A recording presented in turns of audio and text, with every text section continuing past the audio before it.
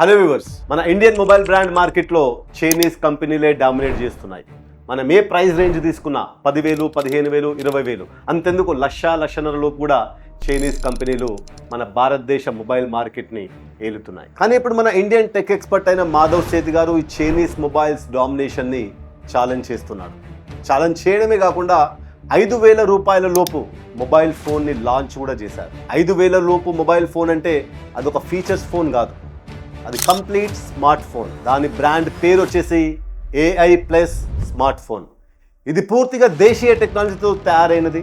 ఈ AI plus smart ఫోన్ని రీసెంట్గా జూలై 8న ఫ్లిప్కార్ట్లో లాంచ్ చేశారు. లాంచ్ చేసిన కొన్ని నిమిషాల వ్యవధిలోనే నో స్టాక్ బోర్డ్స్ కనిపించాయి ఫ్లిప్కార్ట్లో.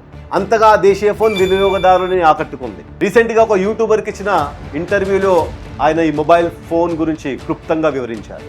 I want to show people that probably India में development हो सकता है, India में design हो सकता है, and with the quality bring, I am launching 2 phones. One is Nova and one is Pulse. I am trying to bring it under 5,000 rupees. Under 5,000? Yes. అయితే ఇది ఎలా సాధ్యమైంది, దాని వెనుకున్న స్ట్రాటజీ ఏంటి, ఆయనకున్న ధైర్యం ఏంటి, ఆయనకున్న ఎక్స్పీరియన్స్ ఏంటి, రండి ఈ వీడియోలో మనం క్లుప్తంగా తెలుసుకుందాం.